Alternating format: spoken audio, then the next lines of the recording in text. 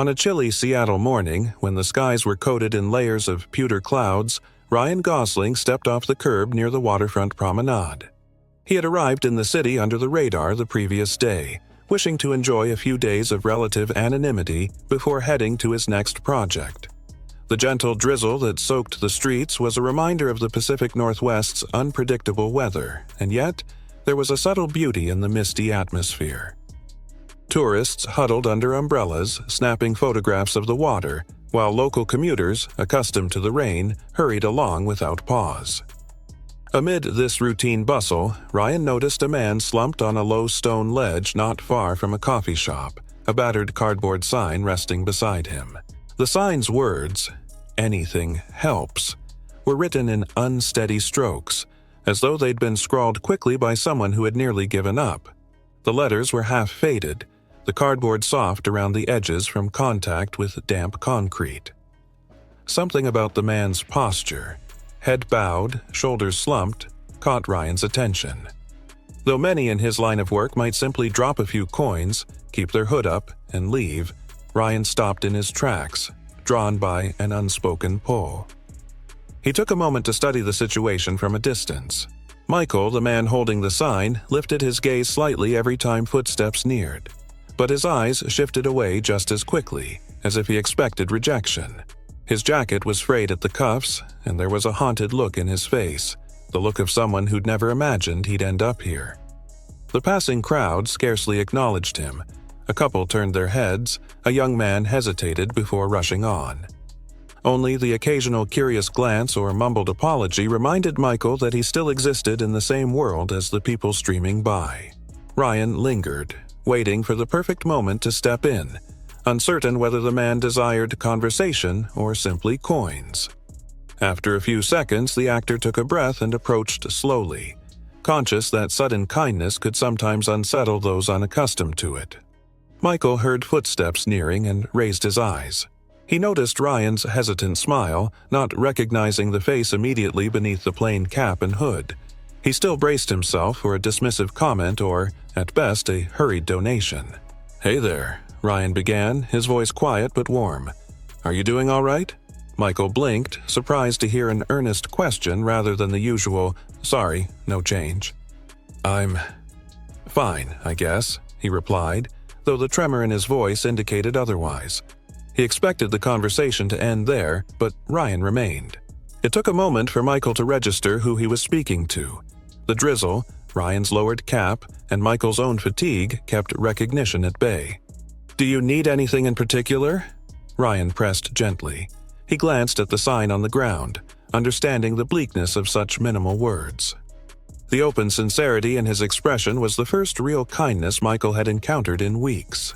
"Some coffee would be nice," Michael said at last, his voice reluctant. "It's cold out here." There was an unmistakable layer of shame laced through every syllable. He had grown accustomed to swallowing his pride daily, but it still stung each time he admitted his need. Ryan nodded, as though they were simply two old friends discussing the weather. "I'll be right back," he promised, stepping toward the modest coffee shop that stood behind them. Michael watched his retreating figure with a mixture of gratitude and apprehension, wondering if this moment of mercy would vanish before it even truly began. Within minutes, Ryan returned, balancing 2 steaming cups and a paper bag. The smell of fresh coffee and pastries coiled into the damp air, wrapping Michael in a brief wave of comfort. "Here," Ryan said, handing 1 cup over. "It's hot chocolate, actually. I always figure it warms you up a bit faster than coffee does. And this sandwich should keep you going for a while." Michael stammered an awkward thanks, finding it almost impossible to articulate his gratitude. As he sipped on the hot chocolate, a glimmer of relief momentarily eclipsed the exhaustion on his face. Ryan settled beside him on the ledge, ignoring the drizzling rain seeping through his jacket. Their proximity felt oddly natural. 2 strangers in a city that seldom paused to let people connect on a human level. They sat in silence for a beat, letting the rhythmic murmur of footsteps and the gentle hiss of rain speak for them. Then, Ryan broke the quiet with a question, his tone neither pitying nor invasive. "So, how did you end up out here?" Michael's grip on the hot cup tightened. He glanced around, almost as if verifying whether this conversation was even real. Before, such a question would have triggered defensiveness, but something about Ryan's demeanor, an air of genuine concern, invited honesty. I was a construction worker, he began, voice subdued. Just a year ago, I had a stable job, a place to live, even a car that worked half the time, but a string of bad breaks, some layoffs, an injury, bills that piled up, left me without a place to turn. He paused, the words thick in his throat. A few months of rent I couldn't pay, and here I am. Ryan nodded slowly, never looking away, making it clear he was absorbing each word. Michael noticed his gaze for the first time. Kind, direct, and surprisingly unwavering. That's hard, Ryan said at length. Really hard. The empathy in his voice was so genuine that Michael had to battle an unexpected surge of emotion.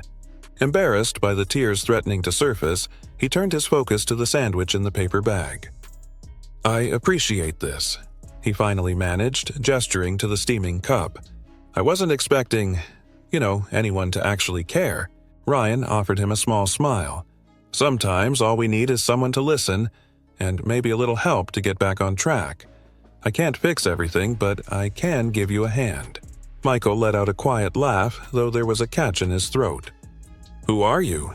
Some kind of guardian angel? The question hung in the air, prompting Ryan to look away for a moment. He pressed his lips together in a hint of a grin before removing his cap, revealing a face that was instantly recognizable from countless films and press interviews. Michael's eyes widened and he dropped the sandwich in shock. Wait, you're Ryan Gosling? Ryan didn't seem bothered at all by the sudden recognition. Some guardian angels wear fedoras, he said with a sheepish smile. But seriously, I'm just a guy who believes that if you can help, you should. Still reeling, Michael let the realization wash over him. Here, in the drizzling rain, he was sharing hot chocolate with one of Hollywood's biggest stars. 100 questions rushed through his mind. Why are you here? How did you notice me? But he managed only a wavering whisper. Why me? Ryan placed a reassuring hand on Michael's shoulder. Because I saw someone who could use a friend. No big cameras, no press, just one human being helping another. If you're ready, I'd like to see if we can get you back on your feet. The words felt almost unreal to Michael, yet there was a sense of undeniable hope in them. The rising sun peeked through the dissolving clouds, casting faint light across the promenade. Michael nodded, feeling warmth that went beyond the hot chocolate in his hand. Perhaps it wasn't just another rainy day in Seattle after all. Maybe, just maybe, this was the start of a new chapter in his life. Ryan Gosling led Michael away from the bustling waterfront, weaving through narrow side streets until they reached a modest motel, its neon sign flickering against the afternoon sky. The rain had subsided, leaving behind a glistening sheen on the sidewalks. With practiced ease, Ryan slipped into the lobby and approached the desk, requesting a room for Michael. He spoke calmly, without the customary fanfare one might expect from a Hollywood actor checking someone in. The clerk appeared puzzled for a brief moment but quickly handed over a key without questioning further. Michael trailed behind, still in a state of shock. Only an hour ago, he'd been alone on the promenade, clinging to the faint hope that someone would notice him. Now, he was in the quiet hallway of a motel, following Ryan Gosling toward a door that symbolized possibility, maybe even redemption. When Ryan unlocked the room, Michael paused at the threshold, unsure if he should step inside.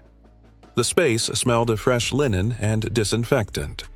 The curtains were drawn, casting muted light across a small bed and a battered chest of drawers. Go on, Ryan encouraged, holding out the key. Get settled. Take a shower, change into something clean. He nodded at a plastic bag he'd tucked under his arm. I bought some basic clothes. Not the most fashionable, but they'll fit better than what you have now. Michael swallowed hard, the weight of gratitude thick in his throat. I don't even know what to say, he managed. He clutched the key as though it were a lucky charm. Ryan gave a reassuring smile. No pressure, just take your time. I'll wait in the lobby if you need anything. Inside the room, Michael felt a slight tremor in his hands as he closed the door.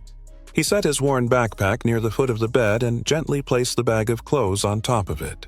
The hum of the air conditioner filled the otherwise silent space. The soft mattress beckoned him to collapse into its warmth, but he knew he needed that shower even more. Stepping into the bathroom, Michael confronted his reflection in the mirror. Dark circles underscored his eyes, and exhaustion carved deep lines into his face. For a moment, he had the irrational fear that this was a dream, that any second he would jolt awake on the cold sidewalk outside. Turning on the shower, he felt the hot water cascade over him, washing away layers of grime and sorrow. He couldn't remember the last time he'd stood under a proper showerhead for more than a minute. With each droplet, a piece of the burden he'd carried seemed to ease. When Michael finally turned off the faucet, he found new towels on a small rack, crisp and surprisingly soft. He dried himself, changed into the clean clothes, an inexpensive pair of jeans, a plain t-shirt, and a simple hoodie, and let out an unsteady breath. In the mirror, he already looked like a different person. Not perfect, not fully healed, but no longer anonymous or lost. Once dressed, he walked back into the room, noticing how the late afternoon light trickled through a gap in the curtains. He couldn't help but wonder how much all of this was costing Ryan. The gratitude was overwhelming, tinged with a measure of guilt that gnawed at him. He felt unworthy. Yet a small, persistent spark of hope fought back. Maybe, just maybe, he did deserve a chance at redemption. When Michael made his way downstairs, Ryan was seated on a worn armchair in the lobby, leafing through a tourist brochure about Seattle's iconic attractions. Spotting Michael, he stood up, a hint of relief crossing his face. "You look better," Ryan observed, eyes scanning Michael's fresh appearance. "Feel better?" Michael nodded, managing a tentative smile. "More than you can imagine." "Good. I want to take you somewhere else," Ryan said. "A barber shop I noticed around the corner. We'll tidy you up a bit more, then maybe get you a decent meal." Michael's stomach growled at the mention of food. He'd been surviving on scraps for so long that a true dinner sounded almost luxurious. Still, there was a flicker of hesitation. "Ryan, this is too much. I can't repay you." Ryan shrugged off the concern with easy grace. "It's not a loan. Consider it an investment in a fellow human being." Outside, the drizzle had relented completely, leaving the sidewalks shiny and fresh. They walked in companionable silence. As they neared the barber shop, neon letters in the window glowed orange and green, cutting through the gray Seattle skyline. A tinkling bell announced their entry. The barber, a middle-aged woman with salt and pepper hair and a friendly smile, gestured them over. She seemed unfazed by Ryan's celebrity, more focused on how to help a new customer. Michael sank into the chair, his reflection meeting him once more. His hair was overgrown and tangled, the ends scraggly. The barber ran her fingers through it, assessing the job at hand. "So, what will it be?" she asked gently. Michael stared at the mirror, momentarily speechless. "Something simple," he thought. "Something that makes me look like I could face the world again." Ryan leaned against the counter, arms folded casually. "Just something neat and manageable," he suggested, watching Michael's expression. The barber nodded and got to work with practiced skill. Michael found himself strangely relaxed as the sound of scissors clicked in his ears, each snip an echo of new beginnings. Loose strands of hair fell away, swirling on the floor like remnants of an old life.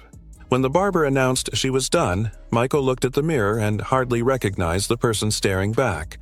The hair was shorter, tidier, revealing eyes that seemed brighter, now unshielded by unruly locks. He ran a hand over the fresh cut, grappling with a wash of emotions. In a rare moment, Michael felt human again. Meanwhile, Ryan gave a small nod of approval. "Looks good," he said simply, offering Michael a grin that carried genuine warmth. Outside the barber shop, the two men paused under the glow of a street lamp. The day's last light cast an amber hue over the pavement, and the hum of traffic had softened to a low whisper. Ryan glanced at his watch. "Are you hungry? There's a diner a couple of blocks away. I hear they make the best clam chowder in Seattle." Michael's eyes lit up. "I'd love that," he admitted. Though he still wrestled with unease about accepting so much help, every part of him yearned for a hot meal in a comfortable seat. They strolled down the sidewalk, passing office buildings that towered above, many windows still lit with late workers. At a busy intersection, a pedestrian recognized Ryan, eyes widening in awe, but Ryan responded with a polite nod, guiding Michael across the street without lingering. Despite the occasional curious glance, the city carried on, unaware of the small miracle unfolding in its midst. When they reached the diner, a cozy place with big windows and red vinyl booths, Ryan held the door open for Michael. Inside, the clatter of dishes and soft chatter formed a soothing soundtrack. They chose a booth near the back, away from prying eyes. Michael looked at the menu, astonished by the array of choices, and realized he hadn't sat down to a proper meal in ages. They ordered, and soon Michael found himself savoring an aromatic bowl of clam chowder, its steam rising in gentle curls. He closed his eyes momentarily, letting the warmth spread through him. For the first time in a long while, he felt more than just hunger being satisfied. There was a sense of dignity returning. Between bites, Michael dared to voice the question that had been gnawing at him. "Why do all this?" he asked, his tone quiet yet urgent. "You could have given me some money and walked away." Ryan leaned forward, elbows on the table. His gaze was earnest. "Because you deserve more than a few bucks tossed your way. You deserve someone who sees you, really sees you, and believes you can stand on your own again. I've been given so much in life. It's only right to share that in ways that matter." Overwhelmed, Michael had to look away. He stared at the half-eaten chowder, blinking back tears that threatened to spill. Finally, he found his voice. "I don't know if I'll ever be able to repay you." Ryan shook his head. "It's not about repayment. It's about paying it forward when you can." He looked at Michael encouragingly. "Someday, you'll be the one helping someone else, and you'll remember this conversation." The conviction in Ryan's words instilled a flicker of confidence in Michael. Maybe, given enough time, he wouldn't just be a recipient of goodwill, he could become a beacon of it. For now, he focused on finishing the meal, each spoonful a quiet celebration of hope. They left the diner as night settled over the city. Neon signs buzzed overhead and cars whizzed by, their headlights reflecting off the damp pavement. In that glow, Michael felt for the first time in what seemed like forever that he wasn't just another face in the crowd. He was a person on a path lit by the unexpected kindness of someone who believed in second chances. Ryan Gosling knocked gently on Michael's motel door early the next morning. The sky was gray, but the drizzle had paused, leaving the pavement shiny and damp. Michael, still adjusting to this whirlwind of change, opened the door with hesitant curiosity. Ryan stood there, hands in his jacket pockets, wearing that easy, reassuring smile. "I've made a few calls," Ryan said, guiding Michael outside to a waiting rideshare car. "There's a community workshop that helps people pick up new skills or refresh old ones. If you're up for it, let's check it out." Michael nodded, trying to mask the swirl of nervous energy in his chest. He barely recognized himself in the car window reflection. Clean-shaven, wearing clothes that fit, feeling something suspiciously close to optimism. Before long, they arrived at a humble brick building with a hand-painted sign reading, "Bridges Community Works." Ryan introduced Michael to Sandra, the workshop's coordinator, a kind-faced woman who shook Michael's hand with a warm grip. The large interior was alive with the hum of saws, the scent of fresh wood, and the buzz of conversation. Rows of tables held half-finished chairs, refurbished furniture, and even wiring kits. Sandra wasted no time. "We teach woodworking, basic electrical work, and a bit of construction," she explained. "The goal is to help people find steady employment. Let's see what you can do." Michael swallowed hard, remembering a time when wielding a hammer or measuring a plank was second nature. He followed Sandra to a work table where she handed him a tool belt. "Show me how you handle this," she said with a tiny smile. At first, Michael's hands trembled. He worried he'd forgotten the basics. But slowly, skills he thought lost began to resurface. He hammered a simple frame together, careful not to bend the nails. Each successful blow felt like reclaiming a piece of himself. As he worked, he glanced at Ryan, who hovered nearby, quietly encouraging with an approving nod. When Michael finished, Sandra examined the frame with a practiced eye. "Sturdy work," she said. "If you want to learn more, fill out this form. We can enroll you immediately." She slid a paper and pen across the table. Michael stared at it, a chance to rebuild, right there in black and white. He filled in his details, then stood with a slight tremor in his hands, part nerves and part excitement. Sandra handed him a schedule for training sessions, nodding. "Be here tomorrow at 8. We'll teach you as much as you're willing to learn." Michael thanked her, still in mild disbelief. He looked at Ryan, who gave him a thumbs up. "Told you, there are still paths forward," Ryan said. "Now, it's on you to keep at it." By midday, Michael had officially joined the workshop's roster, and Ryan needed to leave for a meeting. Outside, they paused under the shifting clouds. "I've got to run," Ryan said, checking his watch. "But you call or text if you need anything. I'll keep in touch." Michael's voice caught in his throat. "How do I even begin to thank you?" Ryan shrugged, smiling. "Just pay it forward when you can," he said. With that, he gave Michael a light pat on the shoulder and headed off, disappearing into the busy Seattle streets. Over the next few weeks, Michael attended the workshop daily, arriving early and leaving late. Sandra taught him to refine his carpentry, while another instructor, Marcus, helped him update his electrical know-how. Step by step, he grew more confident. The sense of purpose he'd lost began to return. The workshop even connected him to small side jobs, fixing shelves or repairing wiring in local businesses. He earned enough to move from the motel into a modest shared apartment. Each improvement reminded him of Ryan's words.